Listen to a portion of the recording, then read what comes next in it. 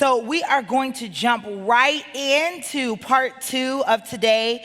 And Dr. Gerardo Marti is coming to us to discuss systemic change and policy advocacy. He's a professor of sociology at Davidson College, an active scholar. He publishes broadly on race, religion, and social change. His book, The Deconstructed Church, Understanding Emerging Christianity, was awarded the 2015 Distinguished Book Award from the Society of Scientific Study of Religion. He is now the president-elect of the Association for the Sociology of Religion, and his most recent book is American Blind Spot, which you can find in the lobby. I saw it out there.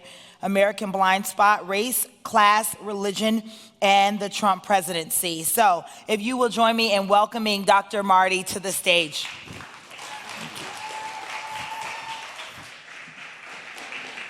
Thank you. It's a pleasure to be here.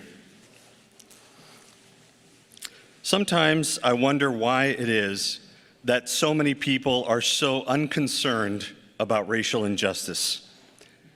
It's seen on the news, it's central to our politics, and new articles and books are published every day. More history, more analysis, more stories.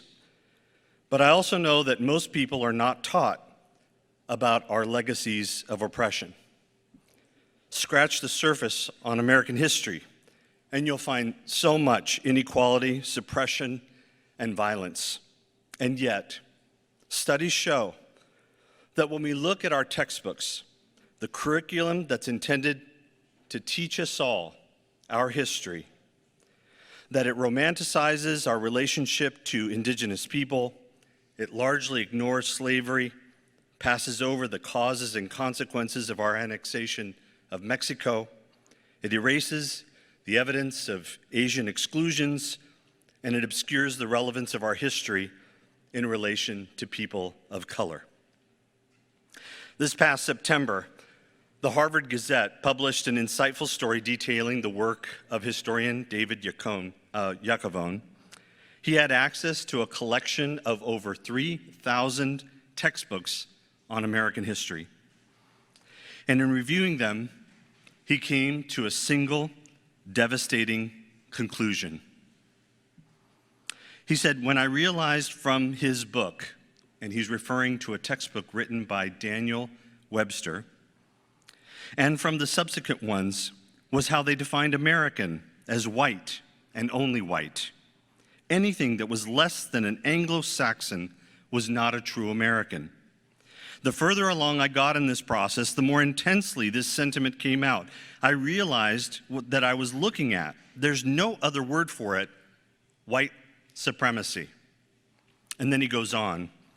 I came across one textbook that declared on its first page, this is the white man's history. At that point, you had to be a dunce not to see what these books were teaching. I agree. Textbooks with no mention of slavery and so much more was my experience all the way through college. And even as an avid reader, and I read an average of 3 to 5 books a week, as a professor whose job is to know things, it took real effort to find good resources and to really educate myself when I took it upon myself so that I could teach my students. This started a long journey. A deficient curriculum had kept me oblivious for far, far too long. It even led me to writing my own book of history, giving the neglected history of America that we need today, a book that I ended up titling American Blind Spot. Now, I've got a lot to share with you today. I want to share with you a framework for understanding the legacy of injustice in America. I've never talked about this before. I just put this together specifically for you for this conference. I'm going to review 3 legacies of injustice. I call them legacies because we need to be more convinced that what I will describe comes from the past, but it does not remain in the past. Each has a legacy that continues, and each legacy involves both a power structure and an everyday focus. I hope it's helpful. So there are three legacies of oppression that I want to go through. You may want to take some notes. The first is the legacy of imperialism. The second is the legacy of slavery. And the third is the legacy of industrialization. Imperialism, slavery, industrialization. Imperialism. The legacy of imperialism involves a power structure oriented around colonialism, and its everyday focus is on land. Now, when you consider the earliest part of American history, most of you know that there were colonists. And the ideal colonist was what was called a yeoman farmer, a person who owned a little piece of land, worked that land with their family, and that's how they got their security and a measure of prosperity. And America was intended for these people. These are the people who would exercise their right to vote, to participate in government. In other words, democracy was intended for these white men, yeoman farmers. But in order to understand our American history, we actually need to go further back and look at a picture like this. What we need to understand, of course, is that the United States comes from a land that was apparently discovered. It was actually stumbled upon. And in that stumbling, there were people who already lived there. And the people who lived there, the indigenous peoples who were there, were very quickly set aside. They were people who simply did not matter. They were not Christian. They were people who had no particular power, whether it was political or military power. And they were people who were not considered to be particularly smart. In other words, these people really didn't matter. And that is because the entirety of the goal of coming to the land, like what became the United States, is for white settlers to move from civilized nations in order to start a new place in which they would establish a new government, a new nation. That these were white settler colonialists. White settler colonialism is something that I was never taught in school, but it is something that has become one of the most important concepts for people to grasp today in order for us to appreciate getting to the founding of the United States. When you get to the United States, you've come at the middle of the story. Before that story, there were other things that led to the belief that land that already had people in it was actually, in their minds, empty land, useless land, land that they needed to come in to be able to take advantage of, to use those resources in what they thought were a better way, and to be able to take over not only the land physically, but also any of the minerals or materials that were found in the land and the people. The people that were there were also resources. And so this particular document, which you may never have seen in an image form, is something that many of you have heard of, the doctrine of discovery. The doctrine of discovery was an injunction given by the Pope when people were beginning to move out and discovering these new lands. What were they to do with the materials that they came across, the places that they came across? And so famously, the doctrine of discovery in 1452 was very explicit in how you were to use this land. It said that you were to invade, search out, capture, vanquish, and subdue all Saracens and pagans whatsoever, and other enemies of Christ wheresoever placed, and the kingdoms, dukedoms, principalities, dominions, possessions, and all movable and immovable goods whatsoever held and possessed by them, and to reduce their persons to perpetual slavery, and to apply and appropriate to himself and his successors kingdoms, dukedoms, counties, principalities, dominions, possessions, and goods, and to convert them to his and their use and profit. Now, the theological justification is Christ is the king of this world, owns all of this world. The world is put under the dominion of Christ. The representative of Christ on land is the Pope. The representatives of the Pope are the early colonialists. And those colonials then, in the name of God, were to take over those lands in order to take all of it as the resources that would belong essentially to God, therefore the Pope, therefore anybody who qualified as the representatives of the Pope. This doctrine of discovery is so fundamental that we even used it in our own United States law courts to justify what was done against the Native Americans on this land. So when you see a picture like this happens to be Christopher Columbus, what you have is a measure of a nation that's coming, a nation that is claiming the land, a nation that is claiming the land in the name of God, but the people are marginal. The people are extra. The people, as depicted in this picture, are off to the side, shadowy. You can't even distinctly make out a lot of faces or people. You can find other pictures that are very much like this. The center of the picture is the triumphalist sense of we've taken this land, look at what we've found, look what we can now use for ourselves, and the immediate marginalization of the people that were there.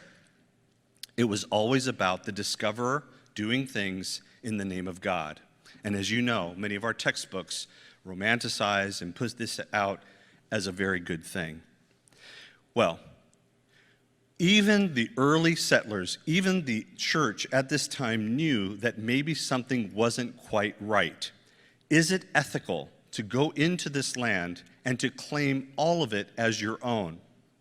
And so right after the turn of the 16th century, in about 1502, 1503, in other words, within 50 or 60 years of the initial efforts, the lawyers, the legal people who were involved in the Roman Catholic Church said, how can we justify that this is the right thing for us to do? And what they did is they created a new thing called the requirement. In Spanish, requerimiento. Requerimiento is the requirement. What is the requirement? The requirement is that when these early people went out on these ships, when they arrived on a land, they were to pull out a piece of paper and to read them a declaration. The declaration that this land now belongs to the Pope, that you must bow down to the Pope, and your choice is either to convert and be a part of this, or we are at war with you and we will kill you all. I'm summarizing. But essentially that is what it meant, because instead of just going in and taking it, the idea was they need to have an opportunity to see what's going on and to agree to it. You and I both know that there isn't much to agree to there if it's all done by force. El requerimiento is one of the most interesting instances of the way in which theological justification took the role of advancing the centrality of what became a white-centered political dominance. And that white-centered political dominance, as the most advanced and civilized people on the planet, they were to go in and to effectively reorder the world. And in reordering the world, they were to reorder what was to happen with everything in the world, and that had practical consequences, not spiritual, empty, abstract ones, real, physical, immediate, material ones. And so, to come on the land, to declare this requerimiento, which was read in Spanish, okay? It was not read in the, they didn't learn the indigenous people's language or anything like that. It was read, so clearly it was going to be incomprehensible. Sometimes it was even read on the ship before they actually got to the land. Then this is what provided a long line of justification. And associated with requerimiento is also repartimiento. Repartimiento is the Spanish word for distribution. It has to do with how do you divide things up, So it's like when you have a birthday and somebody says, anybody want a slice of cake? Anybody want a slice of cake? So you say, all right, we have this much cake, we have this many people, let's divide it up so everybody gets a slice of cake. Well, the early Spanish and Portuguese settlers, the ones who came, conducted repartimiento as an immediate part of their takeover of the land. And what was it that was distributed? It was the land it was the resources like gold, and it was the people. People were immediately enslaved and distributed amongst the notable people on these ships. And many of them were then brought back to their home countries. This is in a letter from Columbus. We know he exactly did that in order to bring some back to the king and queen. So you have this really, really amazing sense at the very beginning of what was thought as good and right within a religious and political justification, meaning that the beginnings of the land that we are on today is based on a fundamental injustice. And that's something that is not taught. So then if we fast forward to the expansion of what we now see as the borders of the United States, we have not only the original colonies and the space that's there, you have the space that had been the French under control of France, but after Haiti had its revolution, was now seen as unmanageable, and there was not a clear sense that the French had that they could keep this land, so they sold it cheaply, comparatively speaking, but by selling it, they actually got more out of this land that they expected to get. And then, of course, the United States created an instance in which they could justify war with Mexico, Mexico that had only recently gained its independence from Spain, and as a weak country was easily taken over and conquered by the United States in the Mexican-American War. After that Mexican-American War, the American government had an active conversation. Should we just take over the whole thing? How much of this land should we take? We know that in the end, we took over more than half of Mexican territory. But what I didn't know until I read something earlier this year was that the reason we didn't take all of Mexico is because the white settlers of America believed that Mexico was filled with mixed race people who had very different ideas and religions and therefore could not assimilate into the United States. And so the reason they did not take over was exactly on racist grounds. So the part of Mexico that they did take was much less sparsely populated and allowed for a westward expansion, which of course the United States not only moved into, but it actively recruited for a period of time white Europeans to come and settle the land. That homesteading, the giving away of free land, was advocated among white Europeans because there was uncertainty about the management of our own borders. So white settler colonialism is the root of the expansion of the United States. And so sometimes you see a romantic image of covered wagons and going through and maybe a very friendly Indian guide who points along the way. But I think that you and I both know at this point in time, especially if you're here at a conference like this, that you cannot neglect the intentional segregation and herding of native peoples away from their native lands into highly segregated spaces, which over time became smaller and smaller and smaller, known not just as the Trail of Tears, but there were multiple trails of tears. So if they weren't killed, then they were segregated, because obviously if things didn't go well in this, then they were actively killed, almost like a form of pest control, wiping out the vermin that was taking up space, valuable space that was required by the rest of the United States. It's that history that leads us to a type of racial hierarchy that most of us are familiar with, even if we are never taught it.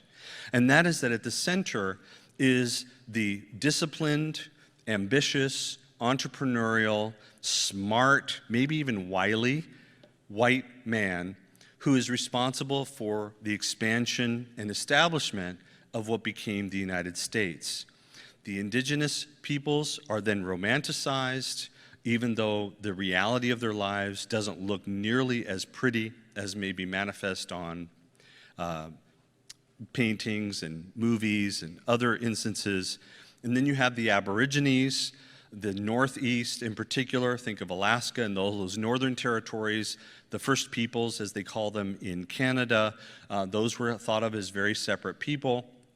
Then you move all the way down to the Chinese. The Chinese were here, but they were immediately removed as quickly as possible, making for the Chinese Exclusion Act. And many people do not know or just not aware that we then expanded that quickly to the entire Pacific Asian region, and that it wasn't until 1952 that the Chinese could become citizens in the United States, to be only expanded a little bit after that. And then, of course, continuing clockwise are the black bodies that were brought specifically for their labor power and were ruled for the benefit of white settlers.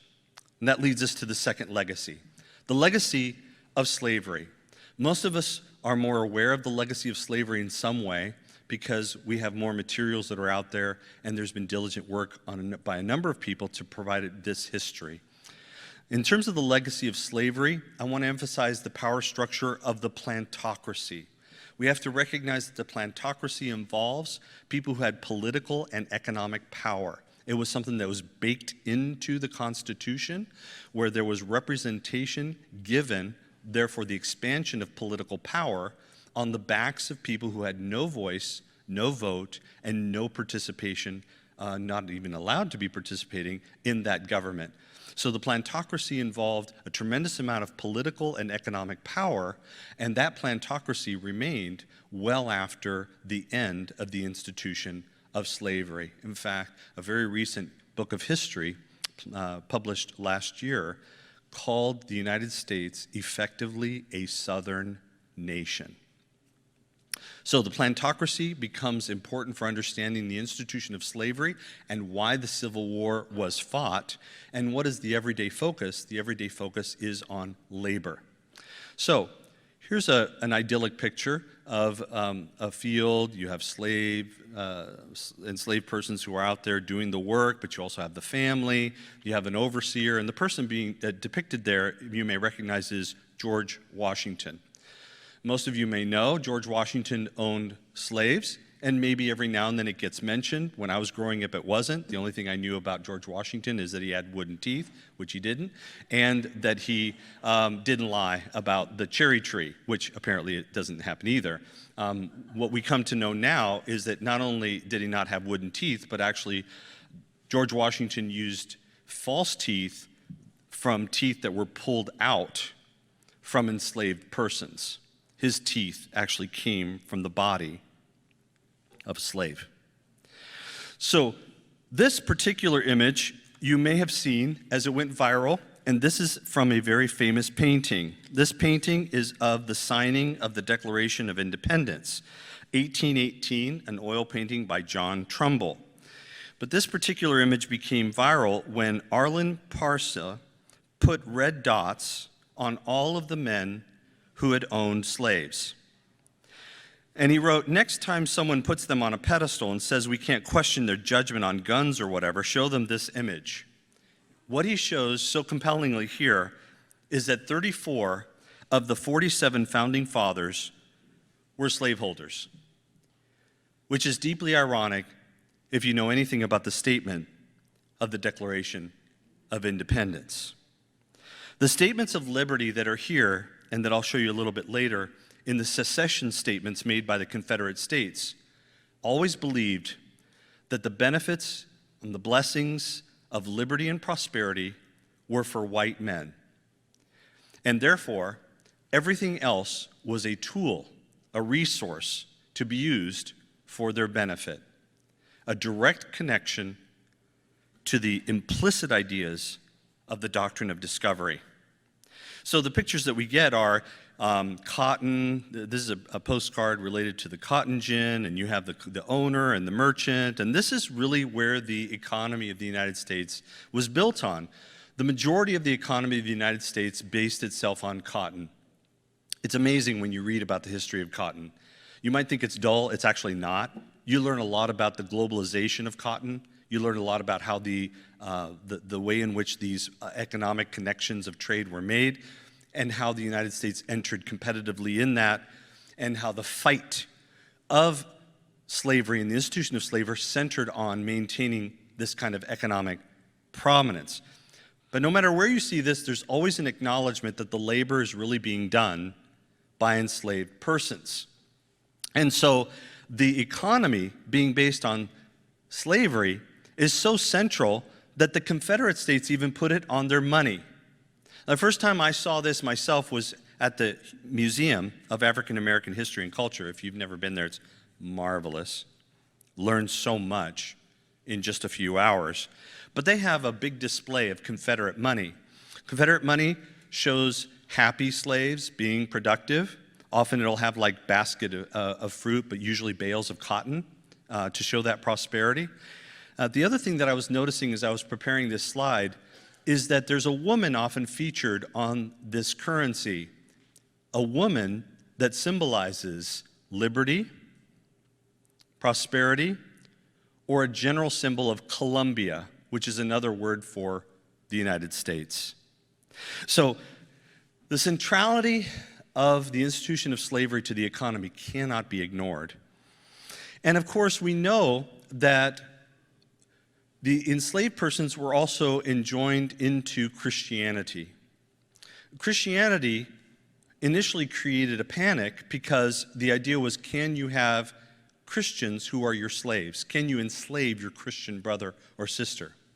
Well, theologically, that was settled way before the founding of the United States. At around 1690, baptismal rites were changed so that it was made clear, I am being baptized for freedom in Christ, a spiritual freedom, and I am still obligated to follow, obey my master.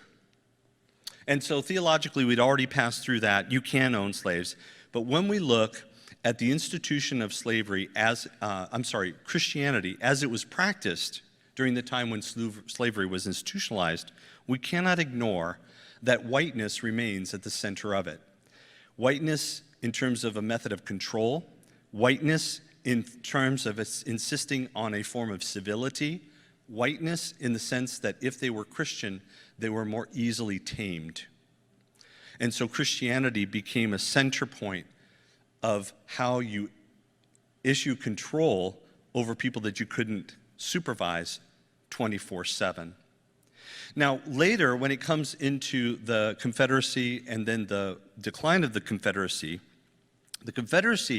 as it developed into a lost cause ideology, was one that still holds the period of enslavement and even during the period of the struggle of the Civil War as a high point of race relations. It is believed that the greatest harmony that existed between races reached its high point during the Civil War. It was the time at which black people knew their place and understood how they fit. Everybody had a place to belong. There was the attitude of paternalism on the part of slave owners in actually taking care of these people. In other words, it was a good time. And because we lost that, we actually lost everything. And now we've decimated, not only creating a problem by releasing the bounds that had guided the morality of black people and having a good system of government and responsibility, we also destroyed a base of prosperity, and we also destroyed the religious sentiments in many ways that were there and had to be reconstructed. I mean, let's be clear that whatever some people call as the struggle for states' rights, the reason they wanted states' rights is because they wanted the right to own slaves and to create an entire government based on the enslavement of people. There's many documents to support this, but I'll just read one quick thing called the Cornerstone Speech given by the Vice President of the Confederacy, Alexander Stephens. He said very clearly, "Our new government is founded. Its foundations are laid. Its cornerstone rests upon the great truth that the Negro is not equal to the white man, that slavery, subordination to the superior race is his natural and normal condition. This, our new government, is the first in the history of the world based upon this great physical, philosophical, and moral truth in conformity with the ordinance of the Creator. So, the Confederacy not only has a sort of historical resonance, but it also has a religious resonance. It has to do with the proper orderings of society according to the way God intended it. You may not realize that the strongest and best formulated arguments for the institution of slavery were actually written after the institution of slavery was removed. And those arguments continued for another 40 or 50 years. So Confederate monuments become an extension of that. And if you've ever seen a compelling graph that is circled around these days, it'll show that every time something related to civil rights had occurred, there was a spike in the building of these monuments. And they occurred all the way up until very recent history. The place of sacredness, that this is a sacred order, is central to the notion of the lost cause. It's central to the continued resonance and romance of the Confederacy. A romanticized image of cotton that doesn't recognize the incredible and deep labor that was given after the institution of slavery. We continue to enslave people differently. And so if you've ever seen the 13th, which is a documentary on Netflix, 13th Amendment allowed for a slavery, if you will, to continue for those who are incarcerated. And that, of course, many of you know, continues through this day. Of course, the current system created segregation of schools, separate but equal, which of course never really was quite equal, because the goal was just to provide the minimum education in order for them to be able to work, to give them a minimum level of literacy, a minimum level of discipline, understanding authority systems, perhaps whatever else is needed, just a minimum. But it always existed within a segregated atmosphere, and the one that we are still in many ways contending with today. And so that leads us to understanding the legacy of industrialization. Industrialization lies within a power structure called capitalism.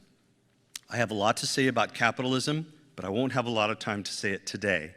Capitalism is a structure of power that has to do with the management of credit and debt and the management of asset wealth. Core to that is a wage labor system by which I sell my labor to an employer for a period of time. And so the everyday focus of industrialization is about wealth, the expansion of wealth. So industrialization is widely thought of as the mechanization of the economy. When we used machines instead of horses or something like that, machines instead of muscle power. But the fact is that all of these machines still required muscle power, and it actually created new avenues for how to distribute the labor of people and what kind of labor was appropriate for different kinds of people. And so we can't just think of factories, we also have to think of things like mining, extraction industries, things like oil, okay? These were super important and critical for the westward expansion and for what became the surging base of wealth after the fall of the Confederacy, after the fall of the institution of slavery. All of the money that had been invested in cotton moved north and west as the people who had managed the capital that was generated by cotton began to be capital that would be invested in other new emerging industries. So investment banking, as we know it today, grew during this time, where agents, people who represented people who had capital assets, would go westward, sometimes on the railroad as it was being expanded, to find what are the new places in which we can now invest our money and expand it. And then as westward expansion happened and new states were created, state governments actively lobbied for industrialists with capital to invest in their state. And so the ability to draw out capital was a way, of course, of stimulating the economy, and that also worked with this westward expansion, mostly of white people, and eventually, much later, the Great Migration of African Americans out of the South into other industrialized states. So cotton also, of course, was mechanized, but I think what's important here is that the system of wage labor around capitalism was an implicit agreement that white men would be hired for a wage. Now, nobody thinks that somehow they're getting the full value of their labor. Nobody. Everyone understood that whatever they were putting into this company or this place was a fraction of what they generated as value for the place, okay? But the agreement was, if you hire us, we'll work for you for a measure of stability, for a measure of continuity, for a measure of a sense of security, okay? And so then white men were employed in industrial settings with the idea that then they manage getting that done while the wife manages the home. And so then the implicit agreement is to establish a household, male dominance, which still has the domestic labor of wives and women, and then to have their children, who very soon grow up to be old enough to also participate in the labor system. Once we understand that agreement, it helps us, which I don't have time to develop fully, but it helps us to understand that later on, as the level of exploitation only increases, as wages are further depressed, as it takes more and more to make it in life, then we find that it's not just the men who participate in the labor force, but increasingly the women must engage in the labor force. At a certain time, it was, should you have a dual income family? Now it's, we must have a dual income family. And as the competition and the exploitation increases, in this entire time, there was an explicit exclusion of black people from entering all kinds of jobs, all kinds of industries. They were not allowed to work.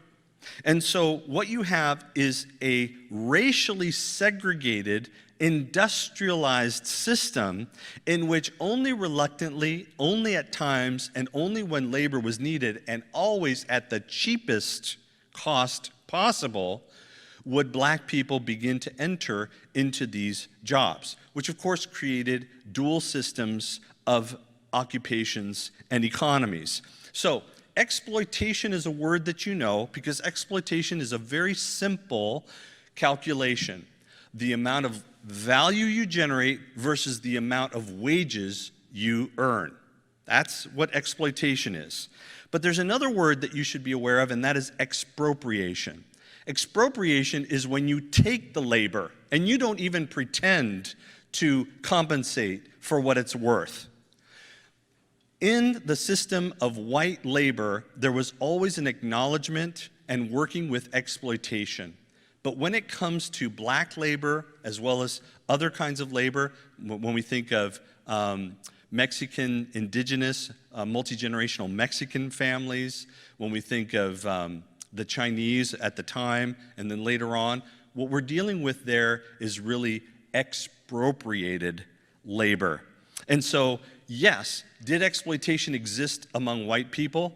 Absolutely. We know that there were historic struggles to get children out of the factory system. We know that children were put to work at lower wages, but doing essentially the same amount of work for the same period of time as their parents or other adults. But at the same time, you had children still out in the fields picking cotton or still doing other kinds of work that was much less poorly managed, much more poorly compensated, and who did not have nearly the same levels of protections that had been built. And those protections is exactly what consisted of the labor history of the United States, where unions were established on the part of white people to protect themselves, but they often denied union membership to black people. Black workers eventually created some instances, and the most famous final integration of black and white workers for common interests was the AFL-CIO, which is, again, relatively modern in terms of the capacity for that to occur. That, of course, allowed for the capacity to strike and collectively bargain, and this also influenced the farmers' movement, Cesar Chavez and others, particularly in California, but then it spread beyond there, the farm workers' movement. So, what we have here is always seeing that within a capitalist system, the capacity of wealth, the ability to build wealth, is based on the ability to command resources from workers. Workers who are the base of generating value, but do not receive back that value either through their wages or in any other form of compensation. And so the most famous image in relation to what is going on here is this I am a man, the same strike that had motivated Dr. King to come, and it was around this exact strike that Dr. King was shot and killed in Memphis. I am a man is a powerful assertion of the humanity of the worker, of what it takes to actually live. Where's the dignity of this person? Something that the system of capitalism is not capable, or at least it's not set up that way to do that.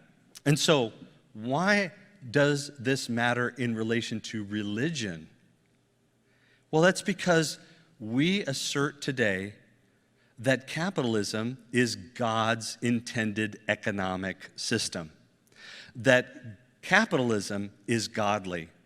And this has its own generative history from the early 20th century in the fight towards communism, in thinking that godless atheists certainly can't have the right attitude, and wealthy businessmen who were Christian began to agitate to reinterpret the Bible and to see how Jesus actually approves of capitalism, how he himself, is a capitalist, understands these things. He's a banker, understands investments and things like that. You can pull out parables for that. That the fishermen were independent business owners, which is a radical and wrong interpretation of that. But nevertheless, the idea is Christianity is godly. And it was the movement of conservative and wealthy Christian businessmen who agitated to put "In God we trust" on our money. That was not always there. It was a part of a political assertion to make our economic system, with its libertarian leanings and its bias towards asset-based wealth, as the God-intended system. And so this has bled into our churches. It has fed Christian nationalism, and it is now seen as fundamental to being, quote unquote, patriotic. That if you do not have a full-throated, unapologetic, absolute commitment to doing whatever you can to expand the asset-based wealth of corporations and wealthy people, that somehow you are fundamentally un-American and certainly not a good Christian. This particular image is from Robert Schuller's church, the Crystal Cathedral, a book that I just wrote and was published this year. So, we've moved from a system, from a small cadre of wealthy bankers who are making decisions around a table, to a non-personal system of finance, a financialization that biases towards the building of asset-based wealth in such a way that the protection is for shareholders, where the economy is only interpreted as the rise or fall of the stock market. But we know, and it doesn't take much to understand this, only half of Americans have any investment in stocks or asset-based wealth at all, and the great majority of it rests with a small, maybe even tiny percentage of American people. If we are all oriented towards wealth, what everything has shown us is that American society has always had radical divisions on the basis of wealth, that those divisions of wealth have been exaggerated on the basis of race because of intentional exclusions of people of color, that they were unable to participate, let alone understand how these mechanisms work. It is not hard to find this, but you can readily see on the left side of this graph is the difference in incomes. It's a persistent gap between white and black families on the basis of income. The more important gap is the gap of wealth. Huge gaps in wealth, and the only reason there's a dip in white families during those years is because of the 2007, 2008, 2009 recession, which affected home values. That's the only reason that's there. I can show you more. Here's more about income. Here's a very interesting graph that takes people who were born from between 1943 and 1951, and it shows the expansion of inequality that happens over their lifetime, so that the difference between black wealth and white wealth is as much as 10 times different. For some of you, I'm not telling you anything you don't know, but every time I look at figures like this, I'm shocked. And I say, we need to understand the power structure embedded in capitalism that has to do with the expansion of wealth, and that the opportunity for that expansion is not equal for everyone. So, what I've tried to talk to you about and give you as a framework are three legacies of oppression: the legacy of imperialism, the legacy of slavery, and the legacy of industrialization. The legacy of imperialism has us thinking about colonialism and the history of colonialism and the focus on land. There's a lot more to say about the westward expansion, and even up to the housing covenants and the exclusionary ways, even something that a recent book called Race for Profit calls predatory inclusion. The ways in which the mortgages and the ability to purchase a home on the part of black families only accentuated inequality further and put more wealth in the pockets of white people. So that everyday focus on land continues through today. Ultimately, what it does is it marginalizes people of color. And the legacy of slavery, understanding the plantocracy, that it wasn't just a few people, living in a big house. It had to do with a power, a political and economic power, and that the focus was on labor, how to take advantage of labor. And the outgrowth of that legacy is how it suppresses opportunity. And the legacy of industrialization, embedded in the power structure of capitalism, whose everyday focus is really on wealth, the expansion of wealth, and also the denial of the opportunity to amass wealth on the part of so many. And that results in the impoverishment across the generations. And so what we've stumbled on, and here's my final note, is a definition of racial injustice. So if we can take the legacies and pull them together, what we can say is racial injustice is anything that marginalizes people of color, that suppresses opportunity, and that impoverishes across the generations. So where do we go next? Very quickly. One is we need to grasp the big history of oppression. Brownicity is a resource that does that, and the book that I've written is an attempt to address that as well. Certainly our speaker later today, Jamar Tisby, has written his own book in order to do exactly that. We need to be much better at our history, even if it wasn't given to us. It's worth fighting for.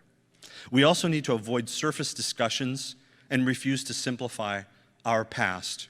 I've moved so strong away from Facebook because Facebook may be the ultimate superficiality of sentiment and argumentation that I've ever seen.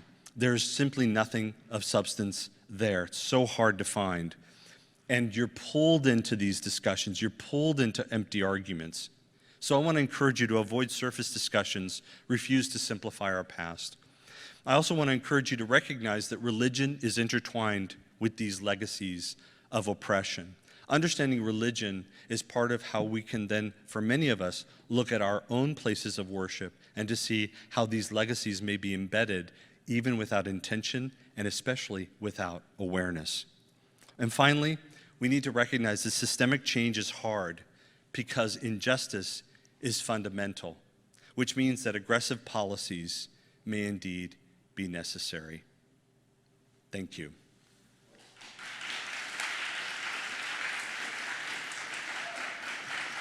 Thank you so much. Thank you so much, Dr. Marti. Do you want to do questions, or do we have time? We don't have to. Okay. Yeah, that's fine. I appreciate that. I'm sorry. Thank you so much for the history and the racial injustice. We sometimes don't know how we get here and how racial injustice plays into systems of oppression, especially when it comes to wealth and the role that capitalism plays in our society. So thank you, Dr. Marti, for helping us to connect those dots so we can get a good picture. Right, Dr. Berry? That's right. Okay.